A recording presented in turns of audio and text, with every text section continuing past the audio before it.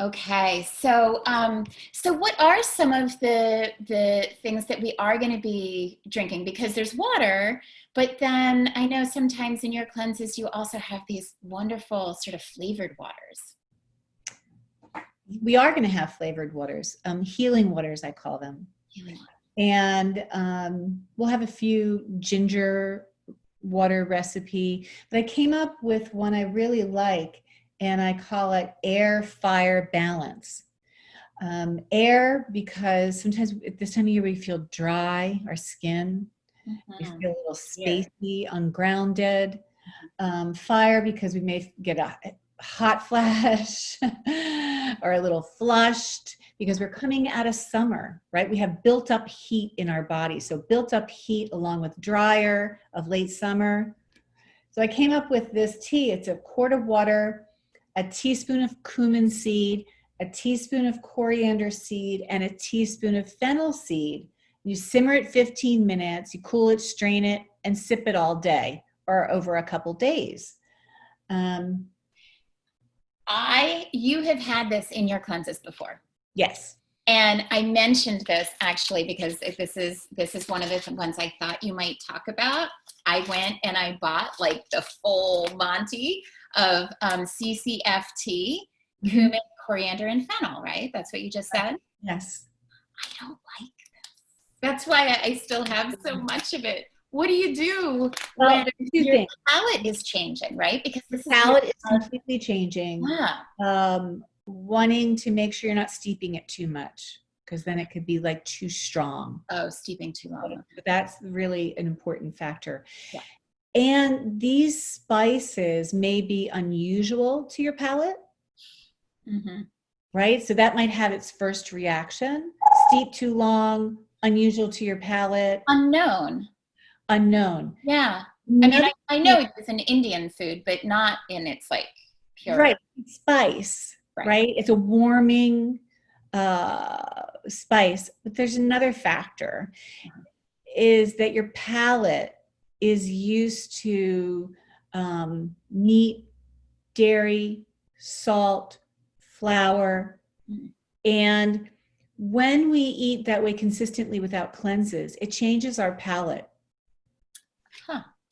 And so give it a couple tries. Yeah. While you're in a cleanse, while you're parting the seas of animal proteins and dairy and flour, etc., try it and give it a couple chances. Your palate's going to change. Right. What I hear you talking about is something that I actually talk when I was an early interventionist and had to help kids with feeding issues. And one of the things, once I earned their trust, I would say, do you know how many times you have to try something before you actually know that you don't like it or you do like it? Unless you like vomit when you eat it, and that's different. Right. Right? Because, that keeps them engaged. And I was like, you have to try something 20 times. What? 20 times. You don't have to do an activity 20 times to know if you like it, but you do have to do it actually with your tongue. What do you think? And so I wonder if that is a true factor. I wasn't just making that up for the kids. It's a palate thing, we become accustomed to certain foods cooked a certain way. Right. Then we add something different and we go, ugh, because it doesn't register. Right. Yeah. Register. So we ease it in. We're clearing the palate and steep it a little less, maybe. Right. I think that's a really good one. Yeah. Yeah. Let me say this too. Okay. Since we're talking beverages, it just came to me. Okay. Green tea gets a bad rap. You know why it gets such a bad rap? Because people steep it like black tea forever. Right. Green tea gets steeped 2 minutes. Oh. That's it. Or it will taste like mowed grass. And I've definitely had that happen. Go back and try it again. Right. right? I've built my palate around the green tea, but I'm still working on the Ayurvedic herbs. I don't know their combo to their portions of each thing in that Or the ratio, right? ratio, so I Mhm. can't really speak to that. Right. I'll Well, this one. I'm going to give it a try.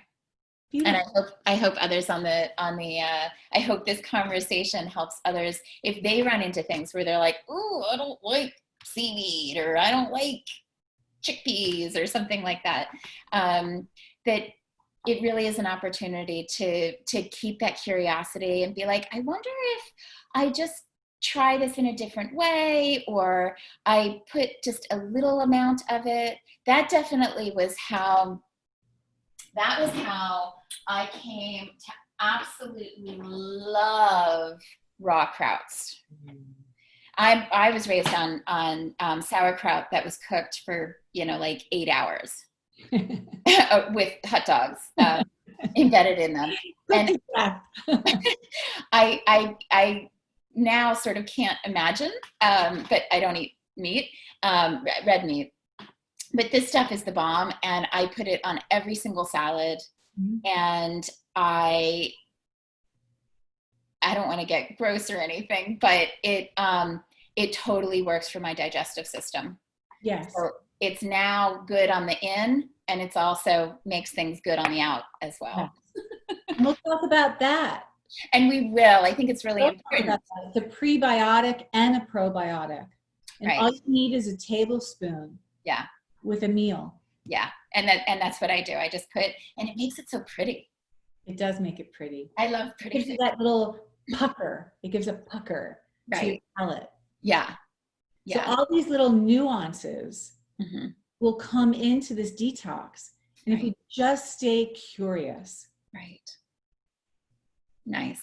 I love it. All right. Cool. Thank you so much for the deep dive on healing waters. Thank you.